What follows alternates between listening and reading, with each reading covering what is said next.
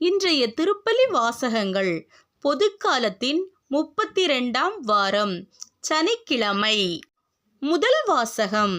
ஆண்டவராகிய உம்மை புகழ்ந்து கொண்டே சென்றனர். சாலமோனின் ஞான நூலிலிருந்து வாசகம். அதிகாரம் 18-19. இறை திருவசனங்கள் 14 16 வரை மற்றும் 6 முதல் 9 முடிய.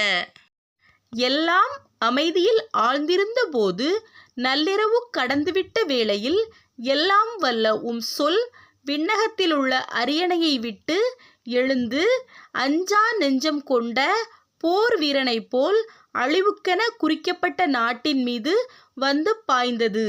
உமது தெளிவான கட்டளையாகிய கூரிய வாளை ஏந்திய வண்ணம் அது நின்று கொண்டு, மண்ணகத்தில் கால் ஊன்றியிருந்த போதும் விண்ணகத்தை தொட்டுக்கொண்டு இருந்தது. உம் பிள்ளைகள் தீங்கின்றி காக்கப்படும்படி படைப்பு முழுவதும் உம் கட்டளைகளுக்கு பணிந்து மீண்டும் தன் இயல்பில் புத்துயிர் பெற்றது. அவர்களது பாசறைக்கு முகில் நிழல் கொடுத்தது. முன்பு தண்ணீர் இருந்த இடத்தில் பின்பு உலர்ந்த தரை தோன்றிற்று. செங்கடலினுள் தங்குத்தடை இல்லாத வழியும் சீரிப்பாயும் அலைகளுள் புல்திடலும் உருவாயின. உமது கை வன்மையால் காப்பாற்றப்பட்ட மக்கள் அனைவரும் அவ்வழியே கடந்து சென்றனர். உம்முடைய வியத்தகு செயல்களை உற்று நோக்கிய வண்ணம் சென்றனர்.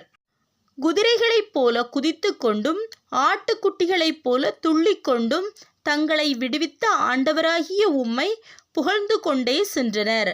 இது ஆண்டவர் வழங்கும் அருள்வாக்கு. இறைவா, உமக்கு நன்றி. பதிலுரை பாடல். பல்லவி. ஆண்டவர் செய்த வியத்தகு செயல்களை நினைவு கூறுங்கள். ஆண்டவர் செய்த வியத்தகு செயல்களை நினைவு கூறுங்கள். ஆண்டவர் செய்த வியத்தகு செயல்களை நினைவு கூறுங்கள். அவருக்கு பாடல் பாடுங்கள், அவரை புகழ்ந்தேற்றுங்கள். அவர்தம் வியத்தகு செயல்கள் அனைத்தையும் எடுத்துரையுங்கள். அவர்தம் திருப்பெயரை மாட்சிப்படுத்துங்கள். ஆண்டவரை தேடுவோரின் இதயம் அக்களிப்பதாக. பல்லவி. ஆண்டவர் செய்த வியத்தகு செயல்களை நினைவு கூறுங்கள். அவர் அவர்களது நாட்டின் தலைப்பேறுகள் அனைத்தையும் தாக்கினார். அவர்களது ஆண்மையின் முதற்பேறுகள் அனைத்தையும் வீழ்த்தினார். அவர் இஸ்ரேலரை வெள்ளியோடும் பொன்னோடும் புறப்பட செய்தார். அவர்கள் குலங்களில் எவரும் தளர்ந்து போகவில்லை. பல்லவி. ஆண்டவர் செய்த வியத்தகு செயல்களை நினைவு கூறுங்கள். ஏனெனில் தம் அடியார் ஆபிரகாமுக்கு அளித்த தமது தூய வாக்குறுதியை அவர் நினைவு கூர்ந்தார். அவர் தம் மக்களை மகிழ்ச்சியோடு வெளிக்கொணர்ந்தார். அவர் தாம் தெரிந்து கொண்டவர்களை ஆரவாரத்தோடு கூட்டிச் சென்றார். பல்லவி. ஆண்டவர் செய்த வியத்தகு செயல்களை நினைவு கூறுங்கள். நற்செய்தி வாசகம். தாம் தேர்ந்து கொண்டவர்களுக்கு கடவுள் நீதி வழங்காமல் இருப்பாரோ? லூக்கா எழுதிய தூய நற்செய்தியிலிருந்து வாசகம். அதிகாரம் 18. இறை திருவசனங்கள் 1 முதல் 8 முடிய. மனம் தளராமல் எப்பொழுதும் இறைவனிடம் மன்றாட வேண்டும் என்பதற்கு இயேசு ஒரு உவமையை சொன்னார். ஒரு நகரில் நடுவர் ஒருவர் இருந்தார். அவர் கடவுளுக்கு அஞ்சி நடப்பதில்லை, மக்களையும் மதிப்பதில்லை. அந்நகரில் கைம்பெண் ஒருவர் இருந்தார். அவர் நடுவரிடம் போய், என் எதிரியை தண்டித்து எனக்கு நீதி வழங்கும் என கேட்டுக்கொண்டே இருந்தார். நடுவரோ நெடுங்காலமாய் எதுவும் செய்ய விரும்பவில்லை.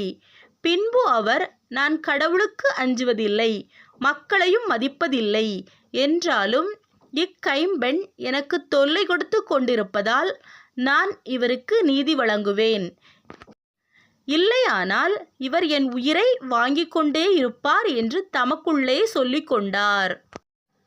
பின் ஆண்டவர் அவர்களிடம், நேர்மையற்ற நடுவரே இப்படி சொன்னார் என்றால், தாம் தேர்ந்து கொண்டவர்கள் அள்ளும் பகலும் தம்மை நோக்கி கூக்குரலிடும்போது கடவுள் அவர்களுக்கு நீதி வழங்காமல் இருப்பாரா? அவர்களுக்கு துணை செய்ய காலம் தாழ்த்துவாரா? விரைவில் அவர்களுக்கு நீதி வழங்குவார் என நான் உங்களுக்கு சொல்கிறேன். ஆயினும் மானிட மகன் வரும்போது மண்ணுலகில் நம்பிக்கையை காப்பாரோ என்றார். இது கிறிஸ்து வழங்கும் நற்செய்தி. கிறிஸ்துவே உமக்கு புகழ்.